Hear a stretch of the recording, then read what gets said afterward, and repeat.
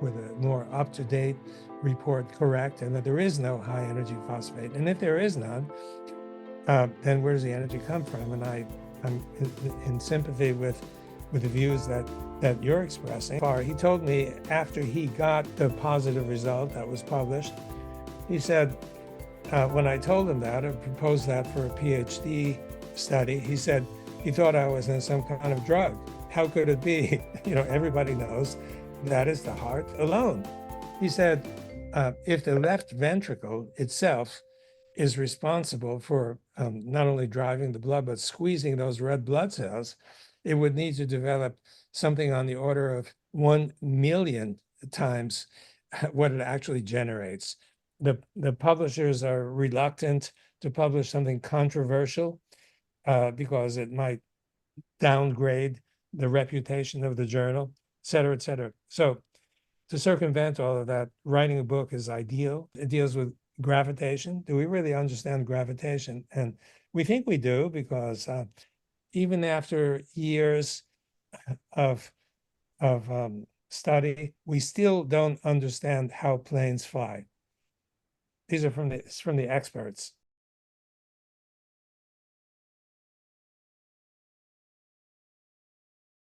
Hello and welcome. I'm Sarah, and today's guest is Dr. Gerald Pollack, who's a professor of bioengineering at the University of Washington, and he's most well known for his pioneering research on the fourth phase of water, or exclusion zone water.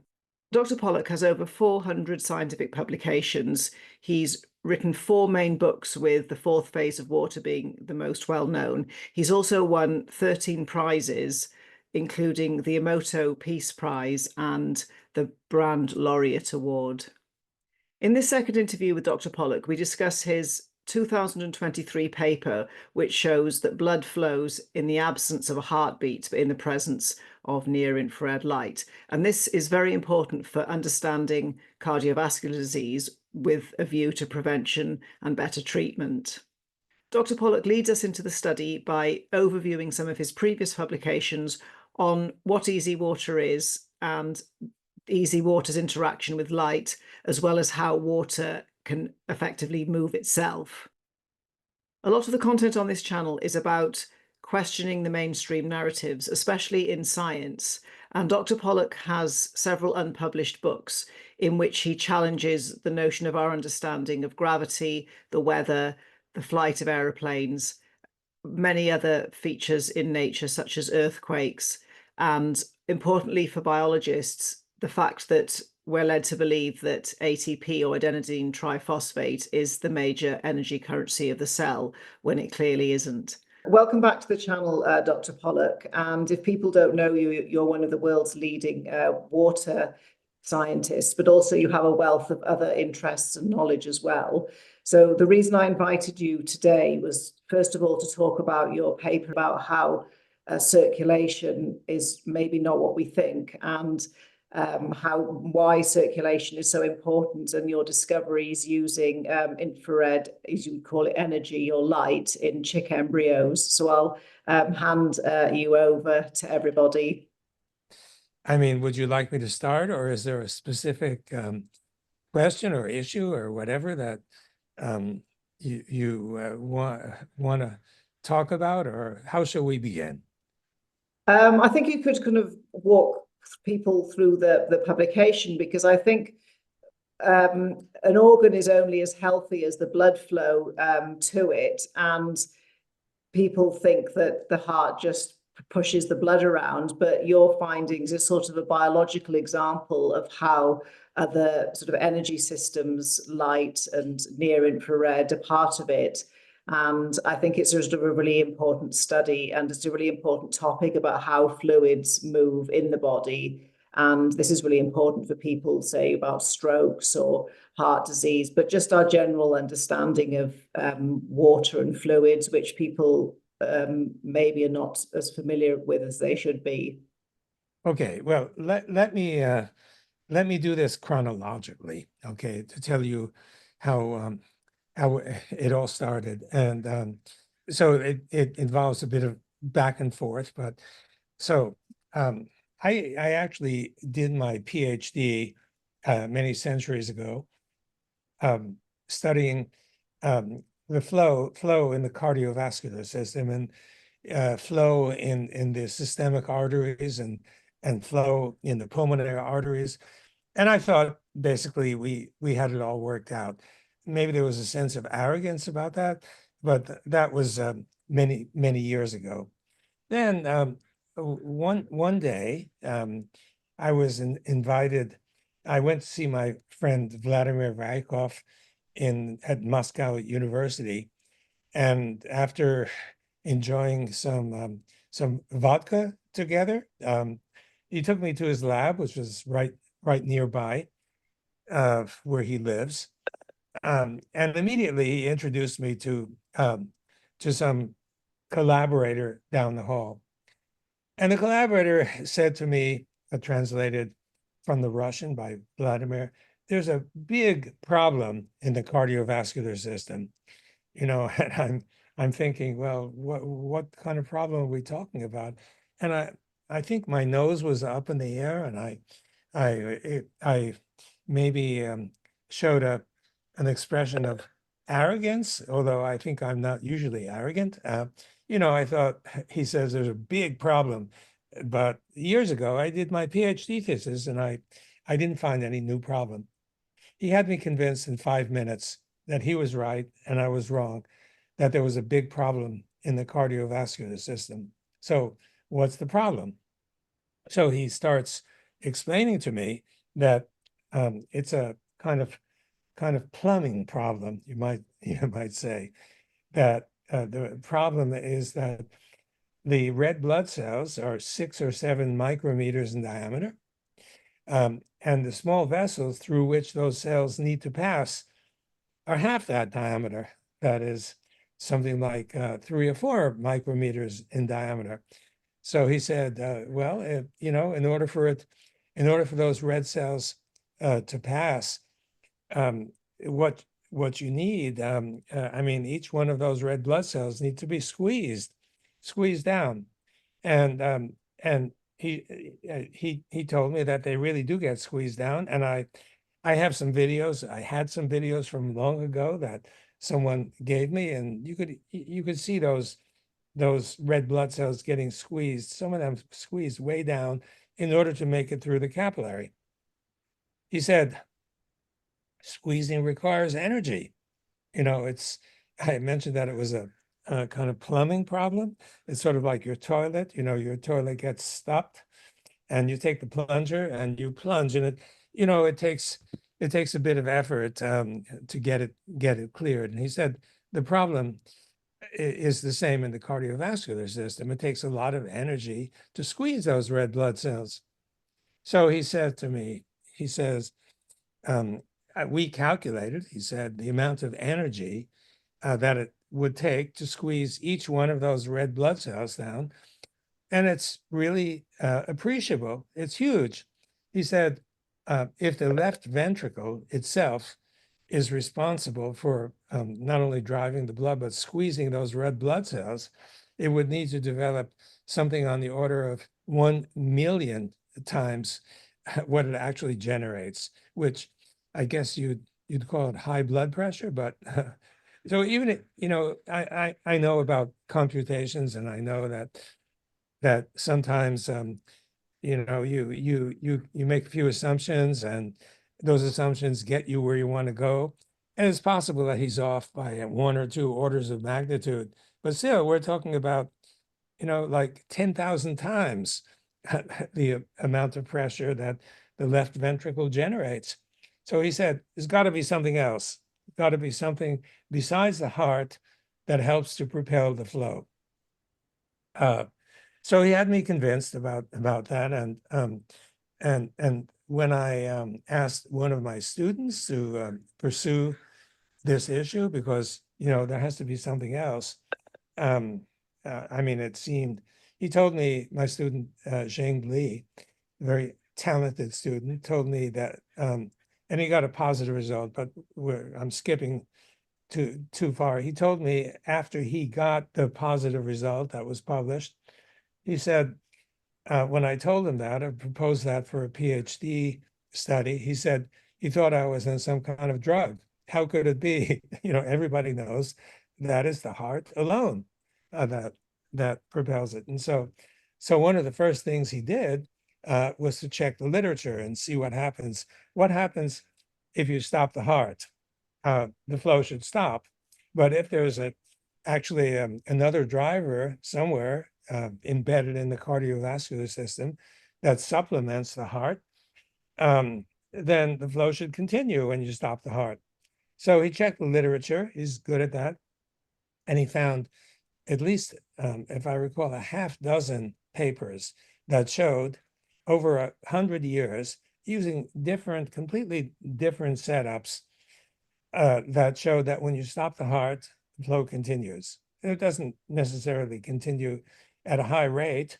It's a lower rate, but it continues. So if the heart is not pumping, but the flow continues, it doesn't take a rocket scientist to deduce that there must be something else that's driving, similar to what the Russian guy said. So we were on a roll. So the question then arose, what might be the source of propulsion beyond the heart? It's not really so obvious. Well, so now I have to switch gears and go to discuss some aspects of our basic findings about water. And then I can close the loop by suggesting that those findings look as though they're responsible for driving the blood flow. Where should I start? Well,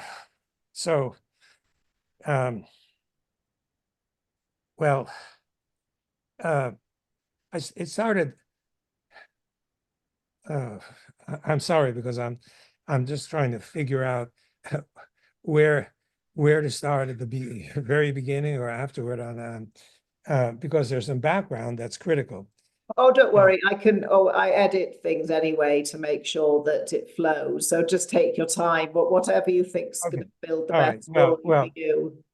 Okay. Well, it starts with a finding about water, and that started by exposure to a scientist who came from China. His name was Gilbert Ling, and Gilbert Ling was chosen from all young investigators throughout China. They chose 3 investigators to come to the U.S. after World War II. He came in 1948, and one was a physicist, one was a chemist, and one was a biologist. The physicist, Xian Yang, won the Nobel Prize, and he became famous because of that throughout China, but also even more so because he married at age, he was well into his late 80s, and he married his 30-year-old translator. And so that was broadcast throughout China, including some rumors that she was pregnant. So all the power to him. And then there was a chemist, and the chemist was equally prominent. And that same student who did the work in my lab on the circulation, he also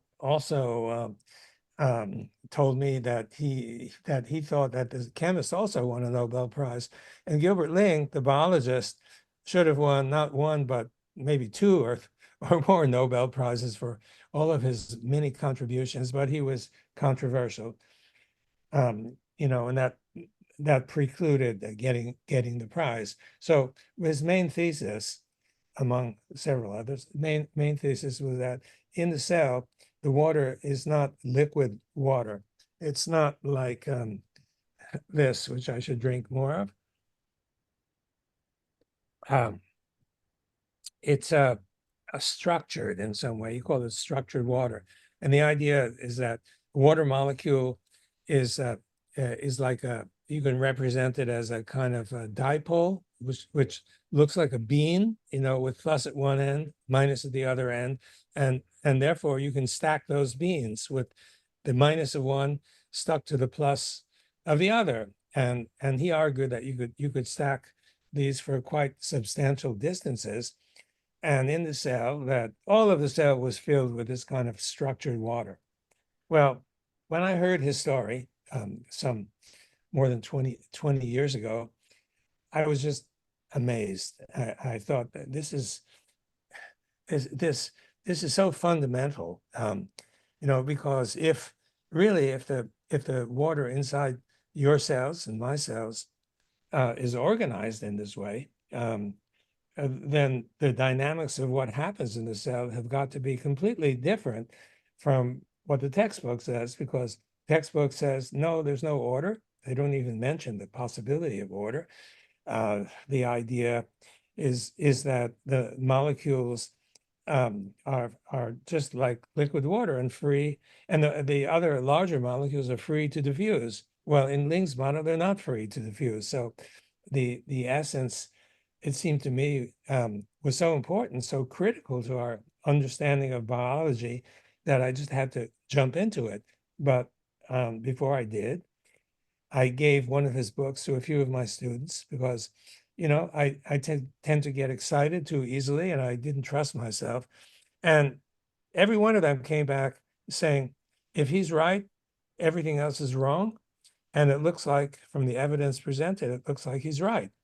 So we did experiments. So what we did, we started with Gilbert Ling's idea that if you have ordered or structured water, it's like a crystal, all of the molecules are organized in some way, sort of like an ice crystal.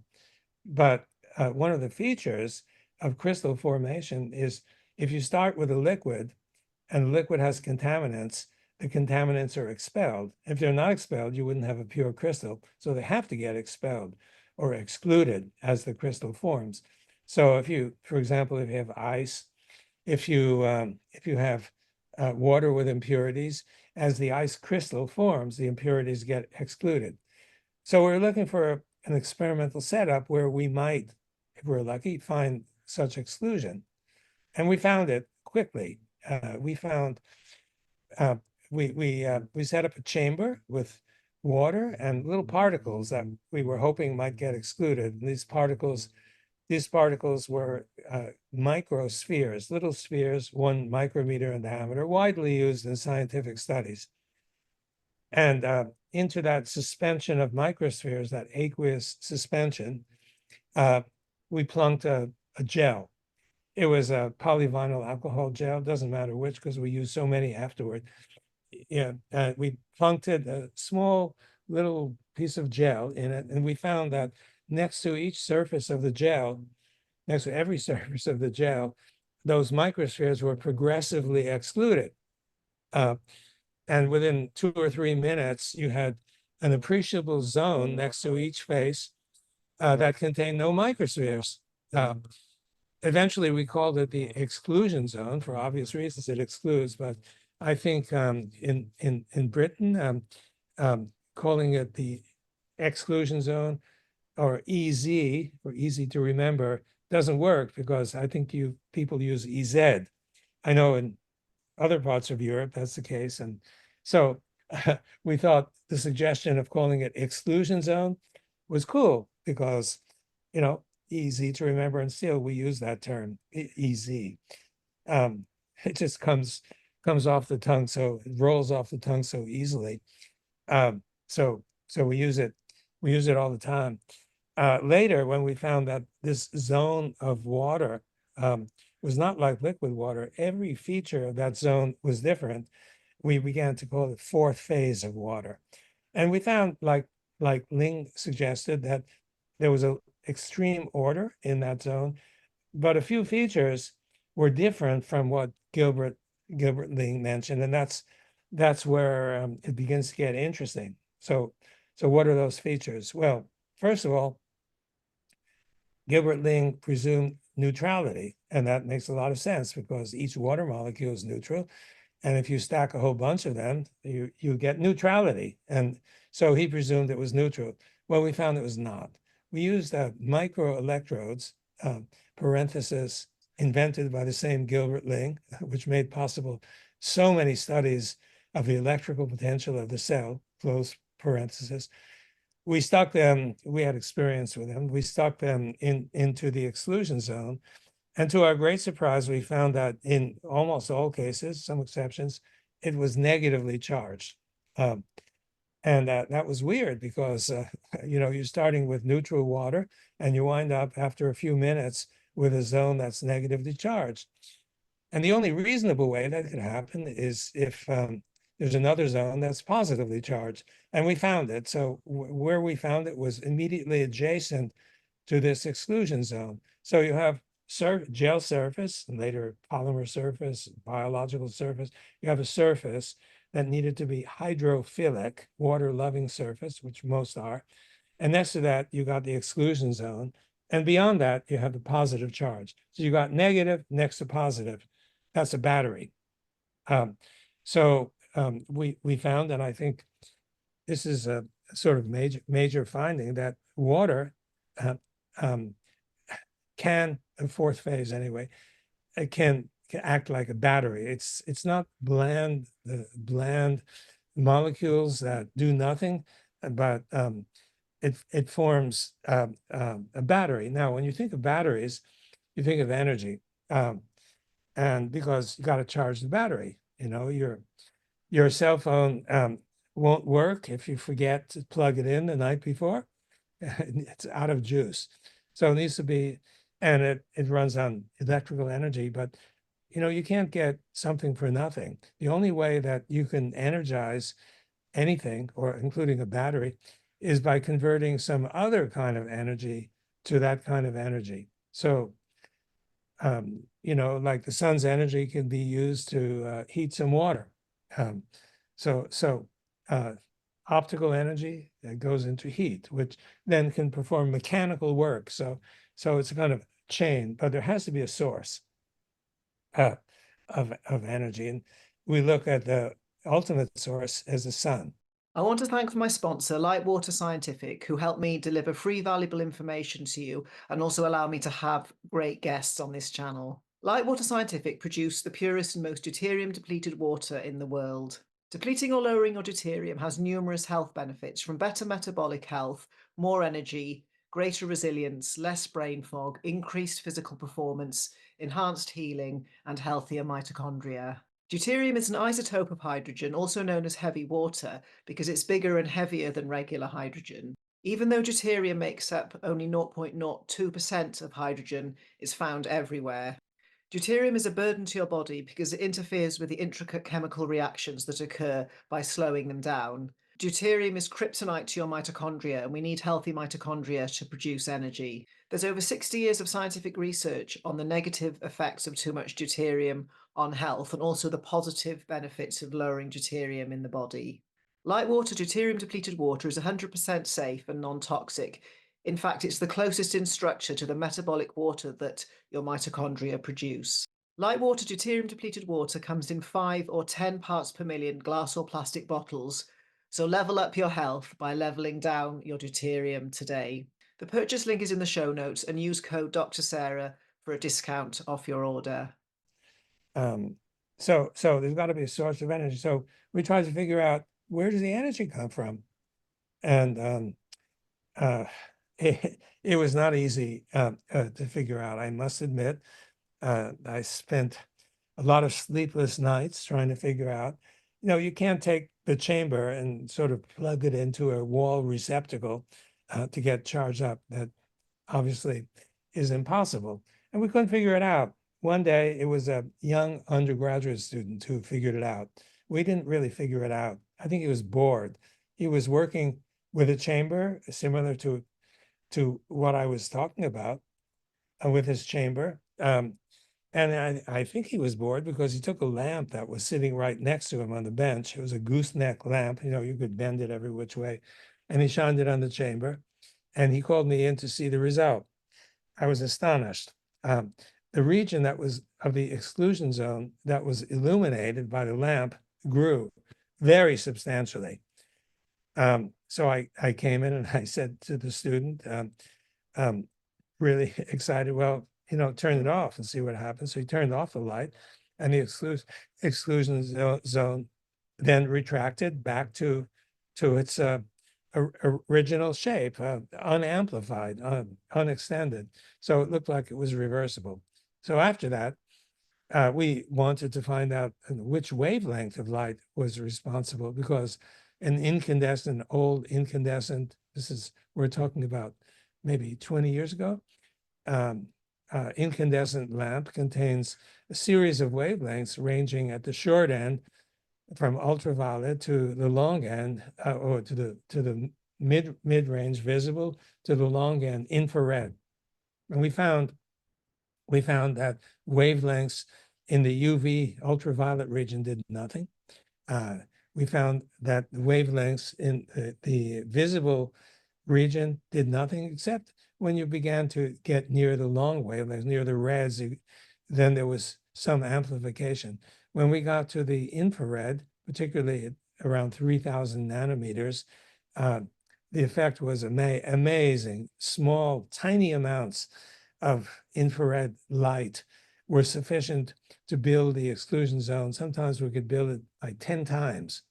So it became clear that the energy was coming from infrared light. So we're almost there with background, but then there was an experiment. Oh, by the way, infrared energy is always there.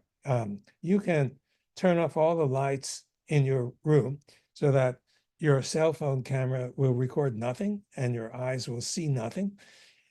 However, if you take out an infrared camera, which is similar to regular camera, but the sensor, instead of being sensitive to visible light, the visible spectrum is sensitive only to infrared. So if you use a camera like that, even if you turn off all the lights, I'd be able to see everything, including you and the background, which is blurred, so I can't see it, but it records everything in detail, and that's why the military uses it for night vision. You can check out and see where the enemy's tanks are, even though there's no visible light.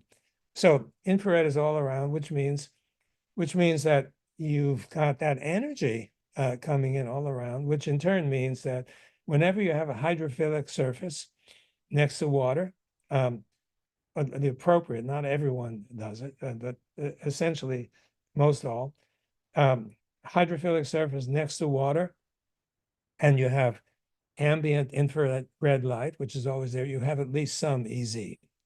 That's not only inside the cell, but outside the cell, anywhere where this situation exists. We've shown. Okay, so now the punchline comes. So we understand now that water contains energy, and from the separation of negative and positive charge, by the way, just like the first step of photosynthesis. So there is a historical perspective on this, or precedent on this. So one day, another undergraduate student, they're clever undergraduate students, another one came to the lab, and we discussed a project, and the project that we agreed on was we had just found that one of the hydrophilic surfaces that worked really well, Naphion, we used it in sheets. We'd cut out a little piece of a sheet, study it, but we found out that it came in tubes, narrow tubes also. Long tube, and you just cut out a section of it. And so I asked them to have a look to see whether exclusion zones existed next to the curved Naphion surface.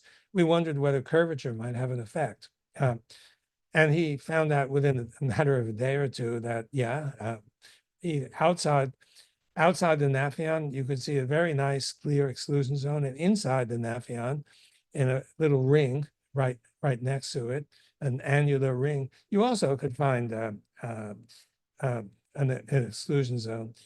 So he didn't know what to do, because I was away on some 2 or 3 week trip, and at that time the internet was maybe not so common.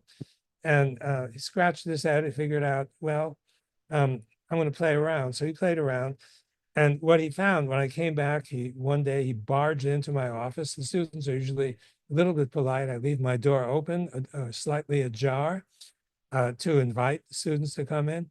But he pushes open the door, and I was with a visitor who actually was maybe not so interesting, and I was happy to be disturbed, but I didn't show my happiness. um, he says, I found something really interesting, and I think you might be interested. So, okay, what is that? He said, well, I noticed that the water flowed through. I took the Nafion tube like this, and I immersed it horizontally in the water, and I noticed that the water flowed through the tube without stopping. And I, I couldn't reserve my enthusiasm over hearing that, because I knew that the water was always absorbing infrared energy. And I thought, well, maybe this infrared energy is being put to use in some way. So of course we studied in great detail afterward, and we found the mechanism. And the mechanism was, you have a tube, and just inside the tube was a negatively charged exclusion zone, which stuck to the surface of the tube. And then next to it, or in the core of the tube, were free protons, just like the case I told you about, but this time in a cylindrical configuration. So you've got EZ pretty much stuck on to the tube. And right in the core, you've got free protons. Now, those protons repel each other. And when they reach a high enough concentration, they just want to get away from each other as much as possible. So they're going to leave. They're free to leave because they're freely dissolved in the water. In fact, it's known that protons will immediately attach to water molecules, giving you a so-called hydronium ion. So the core of the tube is filled with free hydronium ions. It has water with positive charge. And they want to go this way or this way. So they choose one path for reasons we can talk about later, if you want. They follow one path, and because water, along with the protons, the protonated water is leaving the tube, new water comes in to replace it. And the same thing is perpetuated. That new water, again, is divided into negatively charged EZ ring and positive charges, and it keeps occurring, and it keeps flowing in the same direction. He had it going for, he told me, I'm sorry, is it what he told me or subsequent experiments? Anyway, we've had it going for a day and a half. It was a long time ago. So some people came to visit us to see it. They were amazed. One of them said, oh, it's nothing amazing. It's just a Nafion tube, and everyone knows that Nafion has weird properties. Why don't you try another tube? One of the students in the lab created another tube by taking a gel. And before the gel gels, it's a liquid. So just as it was about to gel, he stuck a wire in. And then when it gelled, he pulled out the wire, leaving a tunnel. So you got a block of gel with a tunnel running through it. So we, in a sense, we created our own tube.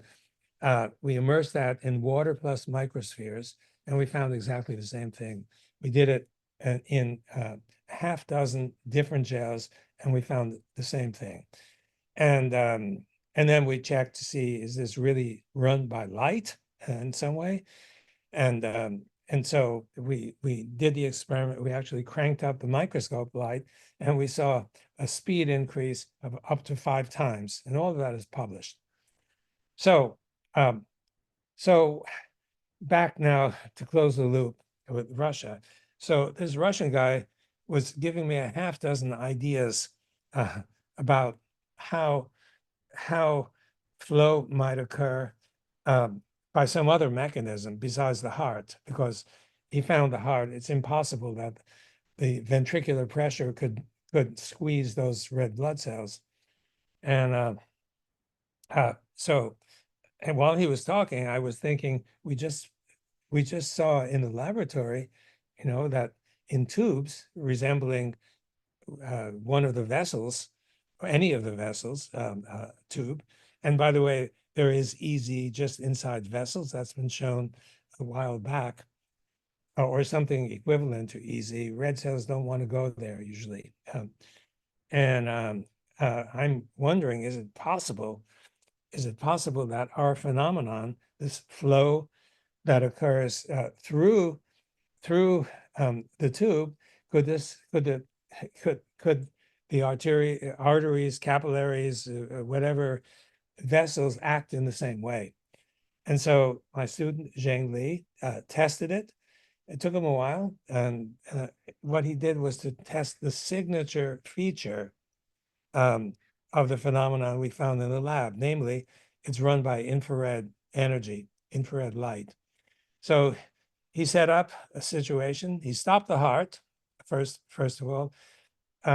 This was in a chick embryo, fertilized, a chick embryo, and if you take the egg that's fertilized and lop off the top of the shell, you can actually see the circulation. So you could see it. He developed a technique to look at the flow in several different vessels, so he could check the flow. First thing he did was stop the heart. Easy to do. You inject potassium chloride. It stops within seconds. So the heart stops. So he's measuring the flow, and the first thing he finds is he confirmed that you stop the heart, the flow continues. It continues at a low velocity, much lower than had been the case. But when you think about it, the heart, which is not conducting, now forms an obstacle in the path of blood flow. So, any attempt to generate blood flow will be hampered by this big blob that's just sitting there. So we don't know the real flow that would occur if the heart were simply excised. That remains to be seen.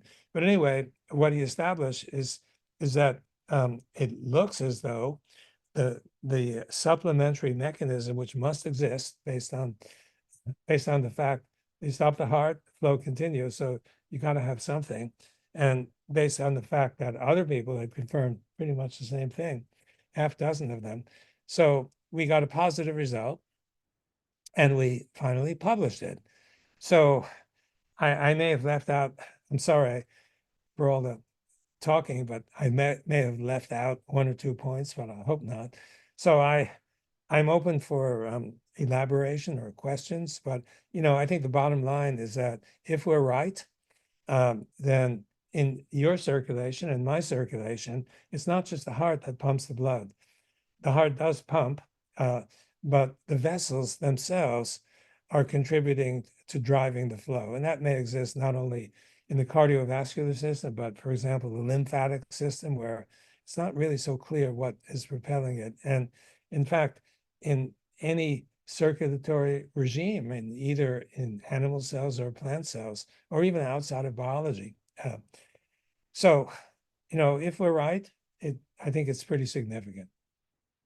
Oh, I completely agree. I mean, we could talk for ages about how the heart works and vortexes and things like that. But I was going to ask, when I was reading the paper, because there's a slight difference in how the arterial and the venous blood behaves, and it's back to what you mentioned before. How does the water know which way to go?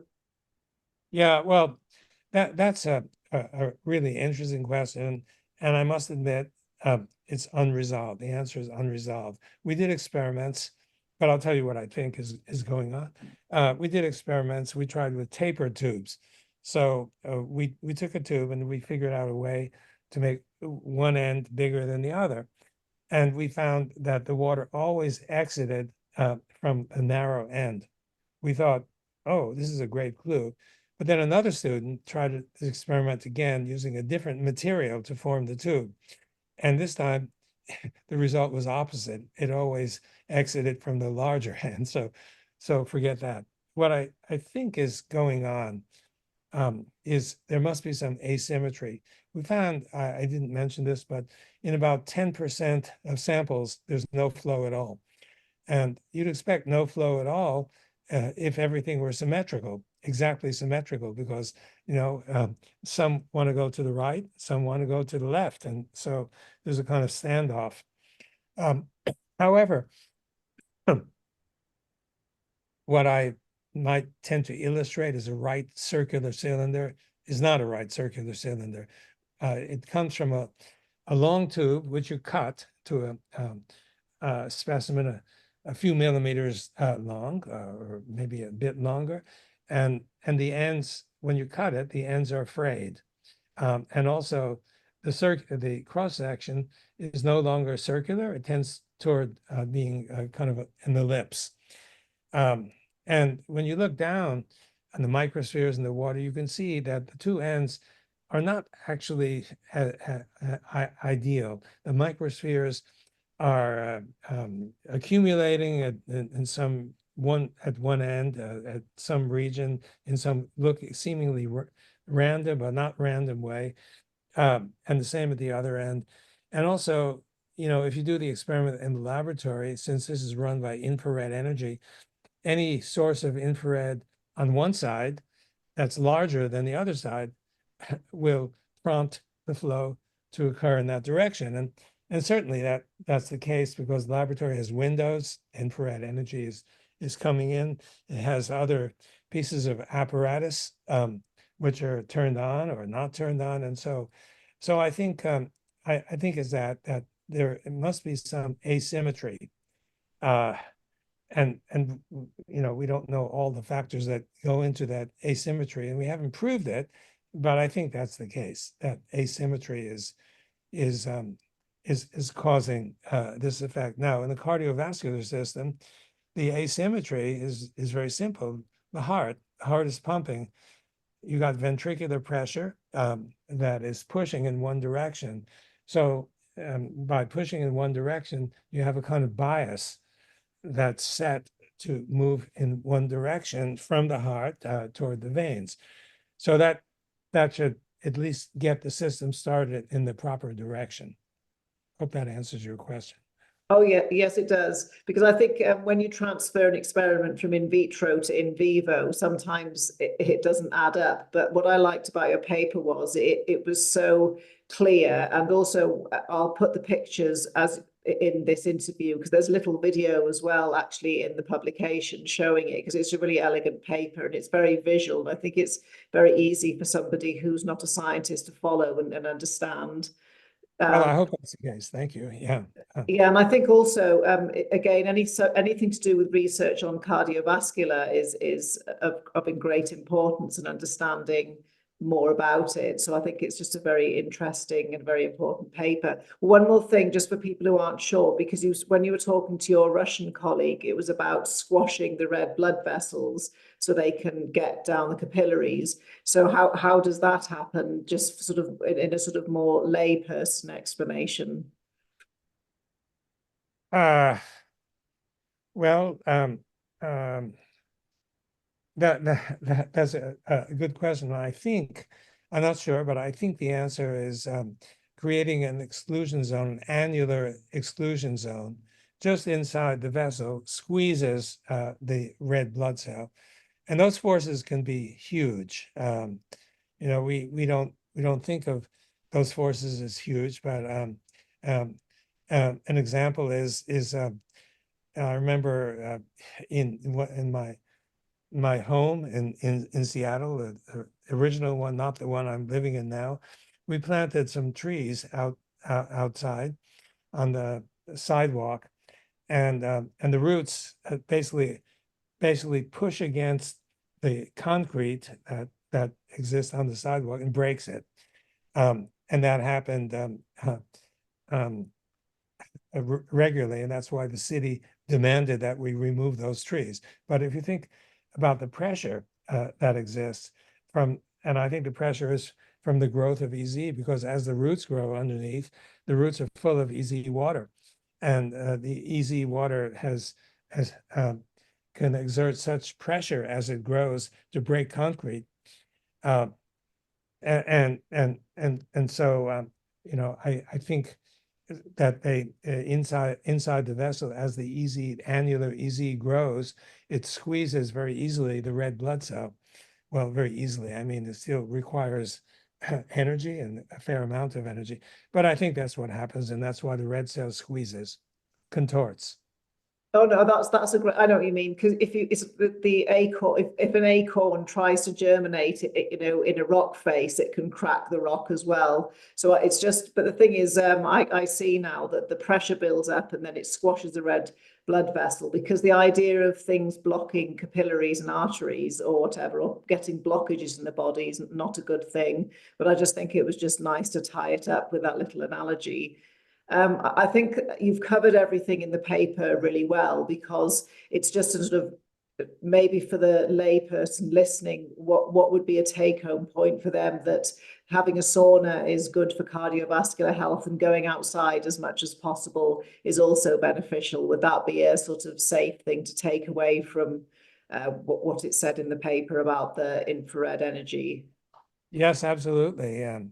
The sauna, or as the Finns say, the sauna. Yeah, it is meant to be a sauna. Yes, you're right. Yeah, the sauna or sauna, whatever, is certainly powerful.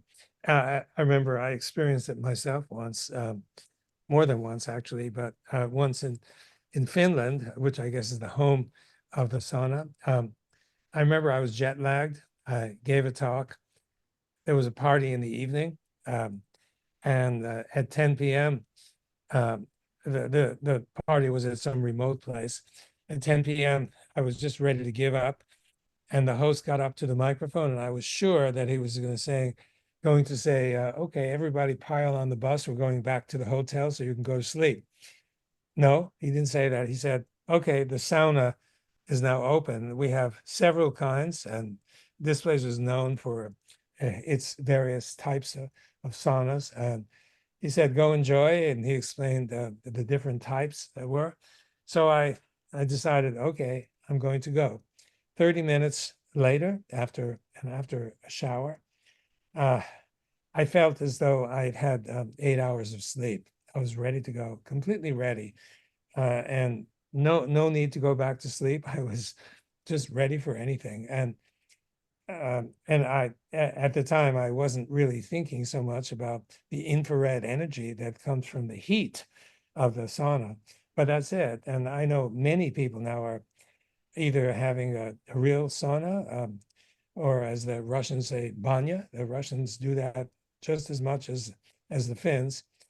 Um, and they use electric light bulbs to produce the energy, and I'm not sure if they're as effective as the real ones, but they're certainly in use. And I think the method is really clear, that at least is based on our research, that infrared energy builds EZs, or fourth phase water, and fourth phase water is absolutely essential for your health. Everything the cell does is based on the existence of fourth phase water, which fills your cells. It needs to fill your cell, but if you don't have enough of it, your cells are dysfunctional. And recently, we've come to the hypothesis that if your cells are really depleted of EZ water, that can be a route toward cancer. That's another another topic. But anyway, so in essence, this fourth phase water, if we're right, and there has been some pushback, but there has also been huge interest from many groups. If we're right, it's pretty fundamental to our existence. And I guess Absolutely. here's a place to say, have a look at my book. It's called The Fourth Phase of Water, and you'll see if you look on Amazon that it's really popular. So a plug. Sorry. Oh, no, it's fine. The thing is, you've got loads of books, but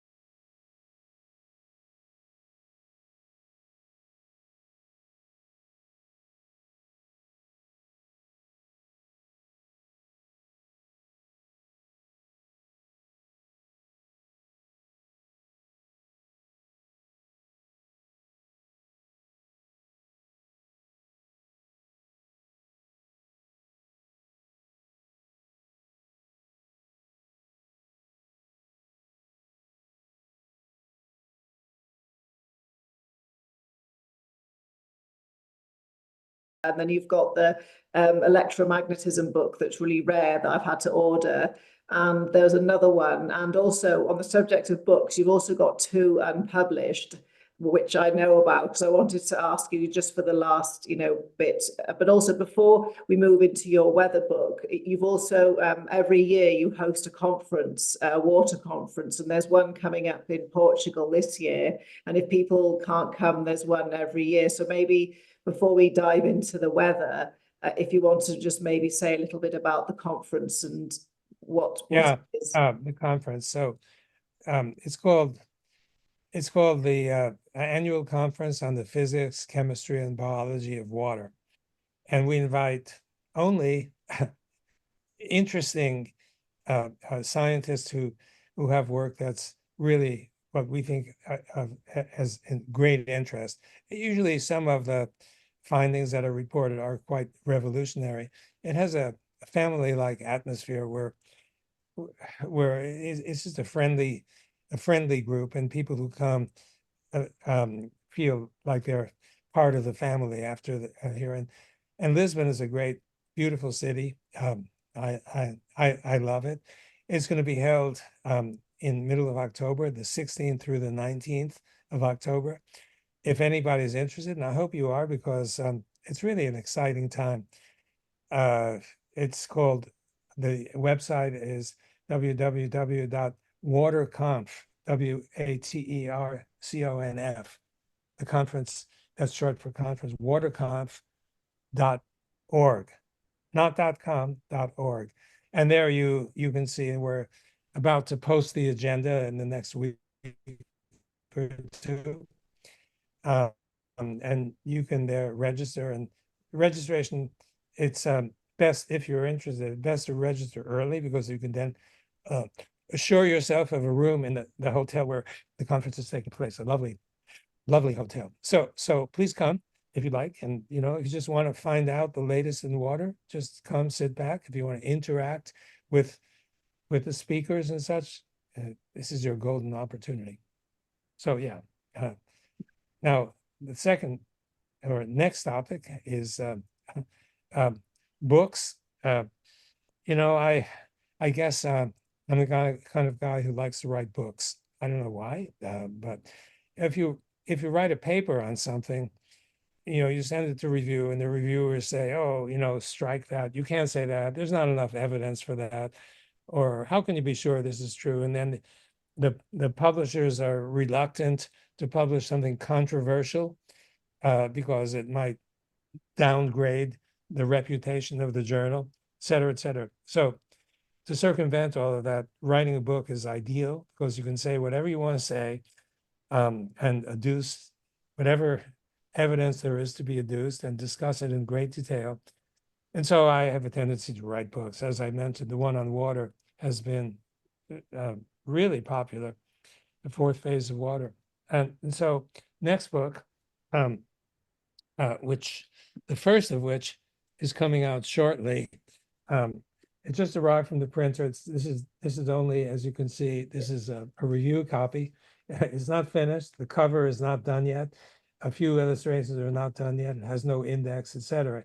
But this is a kind of preliminary copy. And the book is called Charged, The Unexpected Role of Electricity in the Workings of Nature.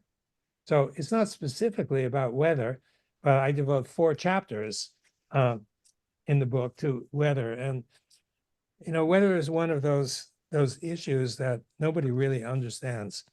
And there's not much research on a true deep understanding of weather. Most people who are in the field are doing computer models of weather forecasting.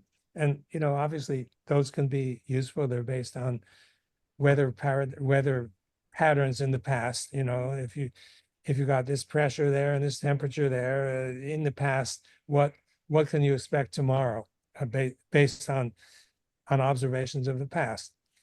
But there's not much work on the fundamentals. And if you try anywhere to find an understanding starting from evaporation and cloud formation, which is the essence of weather, and leading to typhoons, hurricanes, et cetera, et cetera. I don't believe, at least I've never been able to find any coherent approach. That's what I do in this book. I start from the fundamental physics and chemistry, easy physics and chemistry, nothing sophisticated, and build up to an understanding of from evaporation to cloud formation to thunderstorms, hurricanes, uh, um, uh, etc. I do that in 4 chapters, and I guess I wouldn't be putting it in the book if I didn't think that I was on to something. It remains to be seen. Fourth phase water is actually a distinct part of all that, but the book goes on way beyond just weather. It deals with other fundamental issues. It deals with, for example, well, which ones should I mention? It deals with gravitation. Do we really understand gravitation? And we think we do because, obviously you're sitting down and there's a force that's pulling you down, and we all understand that the force exists because your body is attracted to the earth, and that's the source of gravitation, and it works some of the time, but there are some observations that don't fit at all. And the question is, how sure are we that that's a simple answer? And I deal with that. I won't go into the answer, but I will say that I think it's a bit different from what people think. And then I go all the way to how do birds fly, and what keeps them up in the air. Also, planes, same principle. You'd be surprised, I think, to learn that I found, or someone alerted me to a Scientific American article on flying. And the article, and Scientific magazine is no radical journal. They report what solidly in the mainstream of science. And they recruited these 2 guys who are the top scientists dealing with the principles of flight. They got the big guys. And the title of the article about 10 years ago was How Planes Fly. And the subtitle, the second part of the title was, even after years of study, we still don't understand how planes fly. These are from the experts, right? Maybe surprising. I think it's true, and I explain why it's true, and I deal with that issue in the book. So, and I even deal last chapter with sailboats. I'm not sure if you're a sailor. Are you a sailor? No. Well, sailboats go essentially in 2 directions. They go with the wind. That's easy because the sail fills with the wind, right, and pushes the boat downstream. But sailboats also go against the wind. Now, most sailboats can go no closer than, say, 45 degrees off the wind, but that's partially against the wind. Racing boats can go, say, 30 degrees off the wind. And then there's another kind of boat that goes practically into the wind. It's an ice boat, and it looks just like a regular sailboat, except it runs on skids on the ice, just like ice skating. But it's got the sail, and that can run like 5 or 6 degrees off the wind. So you're going in the boat, you feel the wind on your face, directly on your face, and these boats typically go 100 miles an hour into the wind. Now, if I'm blowing on you, if I'm sitting in the same room and I blow, or I take a fan and blow on you, you're going to move away from me or away from the fan, right? The wind is blowing you. This is opposite. The wind is coming at you, and you're going into the wind, and you can go. You risk your life because these boats run at very high speed. So what's the principle? I won't give you the answer, but this has to be addressed, and I address it in the book. So the book, it covers, it should be out in about 3 months or so, charged, and it covers a wide spectrum of phenomena that we see every day. We think we understand it, but in fact, we don't understand it. And it's written in a sort of non-technical way as much as possible. So it's should be fully accessible to people without a lot of technical background. So I'm excited about it. Oh no, I'm really excited because bit by bit I realize the world I live in is not what I thought or think it is, and you just bit by bit you have to start questioning these things we take for granted. I mean, lots with electricity, we don't even understand that really. Well, actually, Yes. at all. We just used to, it's because we're used to having wind and clouds and weather and electricity. We think we understand it, so therefore we don't question. So I'm really excited about the book, and 3 months is not a long time. So did your son illustrate the book in the end? Because I remember he was the My son, my son illustrated the book, and so I decided that his name should be on there because it's such a monumental contribution. His illustrations are utterly fantastic. Everything is illustrated with clarity and with humor. So for clarity, here I'm just opening practically randomly to anything, and the humor appears where it's replete. Here's another lovely one that uh, um, and let's see, humor. The really humorous ones are not finished yet, but the previous book is filled with the humorous ones, and this one um, is also here. Here's one that actually appeared earlier, but is going to appear again, illustrating a principle likes like, um, um, because of an intermediate of unlike. So put the attractive woman in the middle, and the warring parties come together, et cetera, et cetera. Here's about the rotation of the earth, the spinning of the earth, what causes the earth to rotate every 24 hours, et cetera, et cetera. But that even more fundamental is the book that is going to come afterward, which is essentially finished, about the structure of the atom.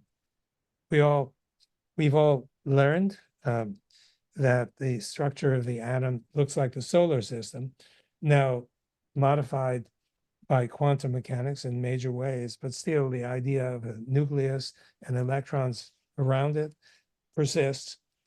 And next book shows that there are fundamental flaws with that model, not flaws based on sophisticated reasoning, but flaws that can be identified by a middle school student. It simply doesn't work. And there's got to be something else. And I argue that there is something else, and I present it and show that there's something else. It explains so many phenomena much more simply than does the solar system model. So that's I've got 2 more books I'm working on, but I think I've expounded enough. Oh no, that's great because I knew about the atom book from last podcast, but what are the other 2 books? Just just I know that we've only got a few moments left because but I'd like to know what else there is because I genuinely am really excited about the charged book and the atom book. I won't bother to bore you of why, but and the listeners will be as well. But what are the next 2? Well, the next one on the agenda, for its first drafted, is earthquakes and volcanoes. Where does the energy come from? In the world, the current understanding is that there are tectonic plates that are sliding under one another. But the question that is not resolved is where does the energy come from, say, to drive those tectonic plates? And I argue in that book that I hesitate to mention it because it will seem ridiculous to anybody who hears it, but you have to listen to the arguments that water is involved, centrally involved. And when I remember a few moments ago, I was discussing the pressure that arises from the hydronium ions that form, that drives the flow. I think the same kind of pressure arises from underground water, causing the volcanoes, causing springs that exist at high elevations. Water likes to go down, not up, but something is forcing it up, and also earthquakes. So it's first drafted. I gave it to people in my lab to feedback. There was feedback. I have to make some revisions, and it's not ready for publication, but it's a good way there. And finally, I just have this passion for writing and for expounding on ideas. Has to do with cell biology. And along the way, although I did deal with cell biology in my 2001 book, Cells, Gels, and the Engines of Life, that's 2001. So many revelations have come my way, and or in some cases, observations that don't seem to fit anywhere, but really sound, concrete observations that need to be taken into account. And the book argues for a series of those demonstrations, which any one of which, if it's true, it's going to be a major revolution in biology. Just one quick example is ATP. Everybody understands that ATP is the source of energy. You're saying no. Why are you saying no? Yeah, okay. It's not that it doesn't, there's not enough energy. I'm not even sure about high energy phosphate bonds with Gilbert Ling's work, and how much energy ATP actually could theoretically provide is not enough. It does do something. I mean, I know it unfolds proteins, but, and since looking at your work and Gilbert Ling's work, something else, the water, the plasma, and all of that is the energy system in the body, and the ATP, I don't buy it as the universal energy currency. Well, I'm not sure I buy it either. And the reason I don't buy it is less from Gilbert Ling's work, but there was a paper that it was in the 50s or 60s by two people whom actually I know, Morales and Podolsky. And they did an extensive study looking at various phosphates, and they found that there's no high energy phosphate, doesn't exist. And they were a bit diffident about their finding. In other words, they weren't waving the anti-ATP flag. They were a bit shy about that, but that's what they found. And so in the book that I'm putting together, I cite that, and I raise question. Are we sure that it's ATP? And the argument that I put forth is that these experiments all need to be repeated. We need to see who's right. Is it the original finding about high energy phosphate, or are these guys with a more up-to-date report correct, and that there is no high energy phosphate? And if there is none, then where does the energy come from? And I'm in sympathy with the views that you're expressing, that it may be actually the electrical energy from water that I've been talking about that supplies some of the energy. And the paper we started with about cardiovascular system is one example. And I think the example, though, could exist in every cell in your body, because the cell is filled with negative charge. I argue that negative charge comes from easy water, not from pumps and channels, but that's another subject. I've written about that.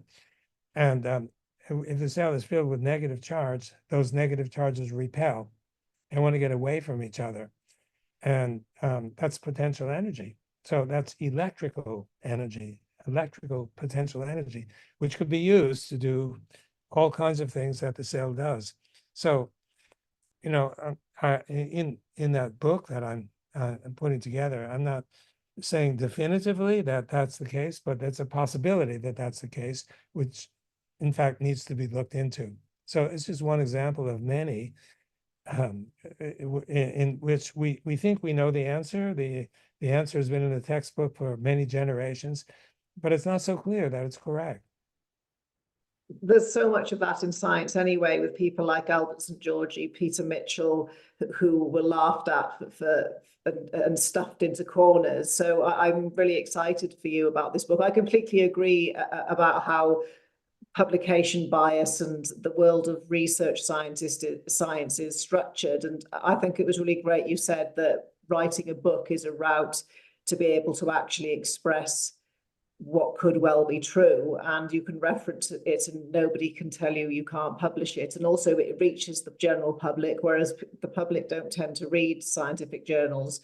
I mean, they might try to, but I'm excited for you with your books, and I do really thank you so much. But also it's difficult sometimes as a scientist, if you want to be controversial. Some people have lost their whole careers and everything and they were right, and then people only discovered afterwards. So I think it's great that you're sharing your thoughts, not just keeping them to yourself like some people do. But it's been really great to talk to you again, and thank you for coming on and entertaining me. And I'm sure the listeners will have enjoyed what you've had to say. Well, I hope so, and thank you for the invitation. I really appreciate that very much.